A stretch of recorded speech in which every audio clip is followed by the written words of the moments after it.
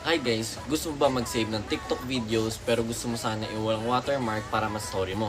Meron ako ituturo sa inyo kung paano ko ginagawa yung iba kong mga videos. First, pumunta muna kayo sa TikTok video na gusto nyo i-save. And then, i-click nyo lang ang copy link. Pag-click nyo ng copy link, pumunta na kayo sa Chrome ninyo. And then, i-search nyo ang tiktokyo.com. And then, ipipaste nyo lang dito yung kinopy link nyo na TikTok video. Pagkatapos nyo i-copy-paste, i-click nyo lang ang download. And then, mag-scroll lang kayo, makikita nyo ang download without watermark. I-click nyo lang ang without watermark and then may lalabas dito sa icon na to. I-click nyo yung download and then open in.